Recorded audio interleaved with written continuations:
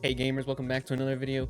Today we're going to be talking about all the new stuff that was added, changed, and in some cases even removed in the latest patch from Azur Lane. This was the biggest patch update, I would say, of this year so far in terms of changes and updates, so there's a lot to go through. I've timestamped everything for you guys in the description box down below if you guys are interested in a specific thing. You guys can check out down there what you guys want. I do stream Azur Lane on Twitch 3 times a week at twitch.tv/Jurdo if you guys want to come check out the stream. And follow me on Twitter at JurdoAL. Thank you guys so much. It really helps. And let's get into it. So the biggest update this patch is likely the increase in the level cap to level 125. You are now able to level up your ships past level 120 up to level 125. To do so, you're going to require a new material, and that is called a cognitive array. Now, a cognitive array is different than a regular cog chip. These are the regular cognitive chips. Currently, there is a set of missions that you're able to get them from, and you also get these from the new dailies, which I will talk about in a little bit. There is a new daily that gives you cognitive arrays that allows you to get a ship to level 125. Now, to get a ship to level 125, you're going to require 3,000 oil, 150 cognitive arrays, and 300 cog chips. So it's actually fairly cheap considering previous awakenings cost a lot more gold. So you're able to get a ship to level 125 much cheaper. What's going to be the bottleneck will definitely be these new cognitive array chips, which you can only get, I believe, 3 per daily clear from the daily raids. So it's going to be a while for you to be able to get these going. Now, the reason why I have 300 is because there are these missions right now available for you guys to get going called the Cognitive Array Support Plan. I've already completed most of them, but they're just small missions that give you a certain amount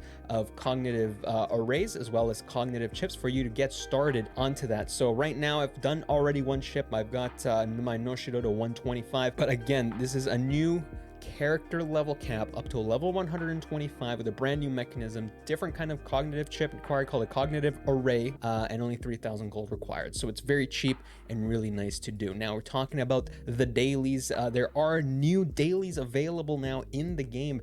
As you can see here, we have escort mission. I've already done it today, but we have level 95 daily raids now. Level 95 daily raids. So for the daily raids for the plates allows you to get gold plates now, so you're no longer required to do only Operation Siren, although they don't give very many. It gives literally 1 gold plate and at random at that. So it's gonna be a while. You get 3 gold plates a day from doing this whenever you can do this. The other ones are unavailable, but the book allows you to get rainbow tier 4 skill books. So there are new type of skill books that will be available, rainbow skill books. Really interesting to see how we're going to be able to use these daily raids. So allow us to get tier 4 gear parts, gear lab materials, XP data packs, which I will talk about in a second, and of course those cognitive array chips from the daily tactical training here. Like I mentioned, you get 3 per day. I highly recommend you guys do the aviation or the shelling one. The torpedo one, which is generally people's go-to,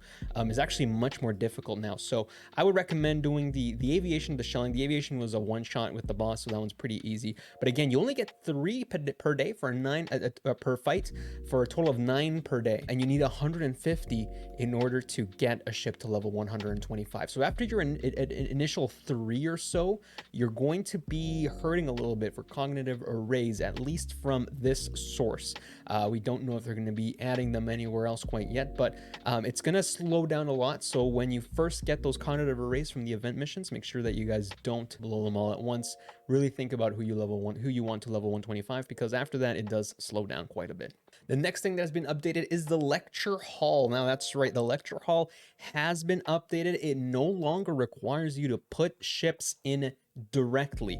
What it's going to do instead is now it's going to act similar to the canteen and the merchants, where it'll create these tier 1 XP data packs every so often, depending on the level of your lecture hall. So you can use those XP data packs, and now you can use them on any ship you want in order to level them up to, you know, whatever level you want. So if I want to level up my Gridley here, I can use boost XP, and I have currently 463 of the tier 1 data packs.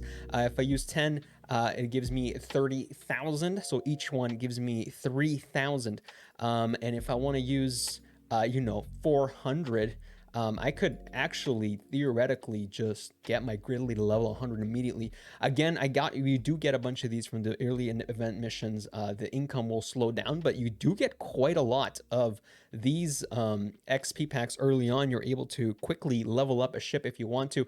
Now, the best use for these packs is probably going to be on subs, just because of how difficult it is to level subs outside of just putting them in the dorm and waiting. So using these on subs or other probably frontline ships that are slower than to level than backline ships is probably the best way to use these. So yeah, it's really cool. Another great addition, allowing you to level up ships faster, to go along with the fact that they've actually reduced the amount of XP that you need to get a ship to level 120. So if you guys hadn't realized, you might have an extra level 120 ship or so that you didn't realize that you had, and that's because the amount of XP required to get to level 120 has been slightly reduced.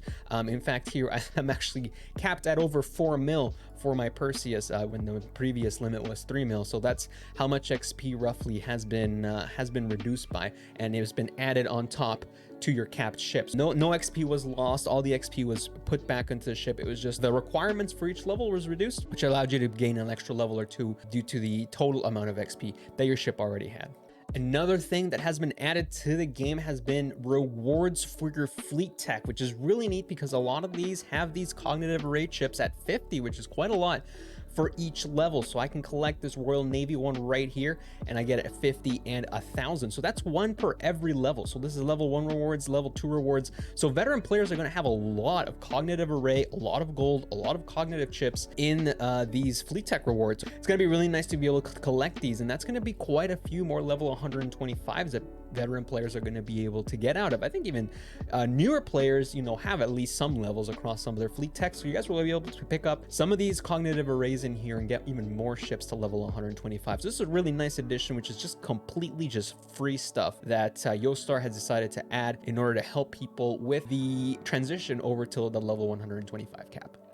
Another huge thing that will be added today is the cruise pass, aka the battle pass. So there is going to be a new monetization method. It is going to be sort of like a battle pass where you do things. I don't know if it's quite missions or anything quite yet. According to the patch notes, it says you'll be able to do cruise missions during the campaign season, accumulate progress points to earn rewards. So there's two different kinds of cruise passes. It'll be the regular rewards, which will be the free ones, and the fair winds rewards, which will be the paid pass rewards. The free one will have rewards including Fusuo meta, and the paid pass will have rewards including the Yorktown skin. So it'll be $9.99 USD and will grant 1,500 progress points immediately, which is 15 levels. I believe it is 100 points required for every level. So 1,500 points is 15 levels, and it has a total of 100 levels. So this is what the battle pass looks like. Again, these are called cruise missions. You can see in the right there, you have the levels that you're at. This player was at level 2, and each level requires 100 points, as noted right here. So these are all the free pass rewards on the left, and then of course the paid rewards on the right. So there's a breakdown of all of the rewards in this cruise pass. The ones on the left are the paid rewards, and the ones on the right are the free rewards. So you can see the free rewards are quite nice. 100 DR prints, 20 PR prints, 2 gold gap boxes, 30 gold plates at random, 4 rainbow skill books at random. A lot of nice things here. And then of course we have the paid pass on the left, ship XP packs, EXP packs tier 2, 40 of those. More plates, more oil, full courses, more DR blueprints, 300 gems, 30 cubes, SSR boxes, gold bullens, rainbow box, gear box, and then the summer gear skin box, and then the Yorktown skin. So yeah, the paid pass has some extra stuff, but there's a lot of really good stuff already on the free side. And once again, this is just all free stuff that you're getting for free that didn't exist before. This is a really nice addition. I really like this introduction of the battle pass to the game. Great way to monetize it. And if this means getting free to play players more stuff, then by all means, this is a great addition in my opinion. I'm a big fan of the battle pass right now. The Yuudachi retrofit item is locked behind an event called the Port Eating Contest. You have to wait 7 days because you can only have 1 entry per day. So you have to wait until the 7th day in order to get the final entry to get the final item. and then you'll be able to get Yuudachi's retrofit item. So if you want to be able to get a head start, you can work your way up until the node where you require the item for the Yuudachi retrofit, similar to the Warspite and Sandy retrofit.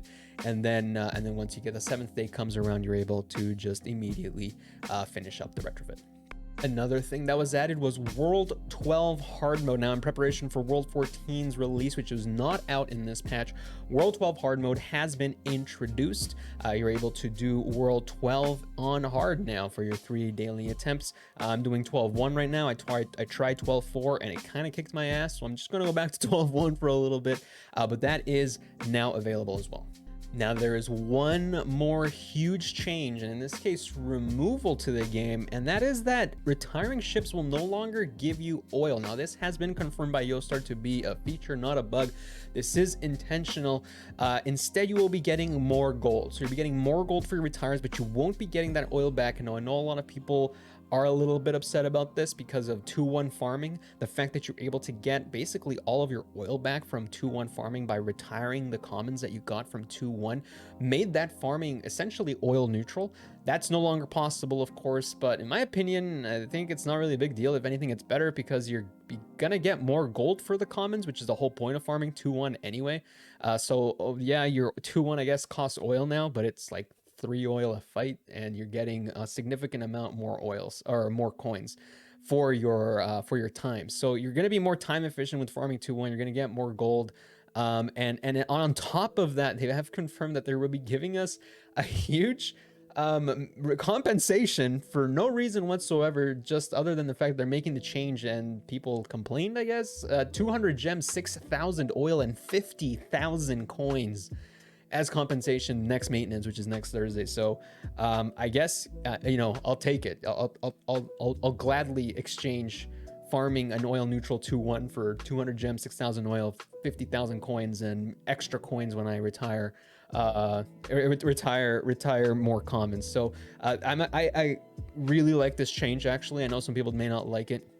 I didn't really do too much 2-1, but in my opinion, even that still benefits 2-1 players, just because you're able to be more time efficient. You're able to farm more gold. Yeah, you're gonna lose a little bit of oil, but I mean, honestly, it's really not that much, and you're gonna be more time efficient. You're gonna be getting more gold for your time spent in 2-1, which I think is a win-win for everybody. Plus, of course, the maintenance and the compensation coming up. So I mean, so I think this is a win-win. I really don't see any big downside to this other than you're gonna have to use a little bit of oil to farm 2-1 now, which I think it's a fine trade-off.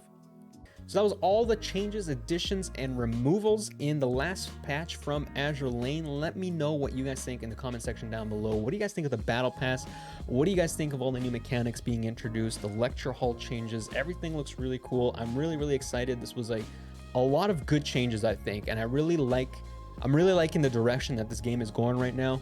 I'm really happy about it. I really like literally all of these changes. I'm really looking forward to World 14 when that does come out really soon, and I'm really excited for what's to come. So thank you everybody for watching. I appreciate it a lot. If you guys like that video, hit that like button, hit the subscribe button. It helps the channel out a lot. Thank you guys so much. I will see you guys in the next one. Take care. Bye-bye.